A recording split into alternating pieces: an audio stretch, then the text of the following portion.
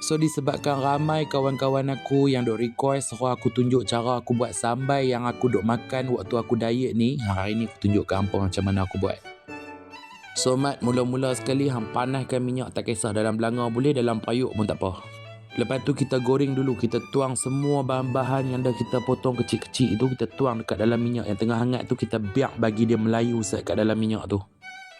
Hang jangan tinggal buta lagu tu saja pula Mat, kacau-kacau lah sikit, bagi dia bergelombang elok, bagi dia sekata, bagi dia semua terendam dalam minyak hangat tu, baru dia sama-sama melayu lagi. So lepas dia mula melayu tu, hang tapis bagi elok-elok, pi blend. Takkan aku nak tunjuk cara blend kot. So dalam periuk tu Mat, hang buang semua minyak yang ada, tinggal sikit-sikit sudahlah. Lepas tu kita tuang yang dah kita blend tu. So lepas hang dah tuang dah semua yang kita blend tu, kita kacau-kacau sat. Lepas tu kita boleh terus perasakan dia. Untuk bahan perasa ni Mat, garam tu aku pakai 1 camca kecil tu sahaja. Sahaja, dengar betul-betul, sahaja, tak ada tambah-tambah. Dan juga 1 camca kecil gula O tu pun tak penuh, setengah saja.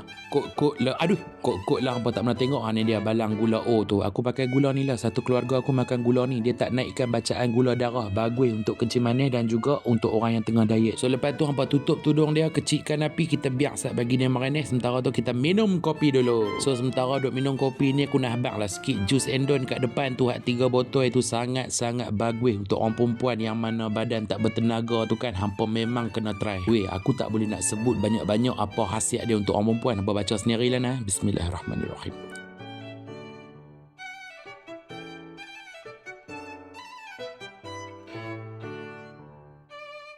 Oh, sedap sungguh kopi aku buat dengan hitam, pekat, likat, melekat. Tu Mat, hang nampak? Lepas 20 minit, rupa dia jadi lagu tu. Hang ambil senduk tangan tu, sodok segan sangat. Hang kacau-kacau. Saat kacau-kacau kita punya sambai tu, takut dia hangit bawah. Kalau nak tutup api pun tak ada masalah apa tau. Nampak tak? Senang kan? Tak susah mana pun. Daripada hang nak beli dekat kedai tu dengan gula penuh dalam sebotol itu. Uish, takut nak makan weh. So dengan cara ni, makanan diet kita pun tak ada lah jadi membosankan. Jadi kita pun bersemangat untuk nak teruskan diet.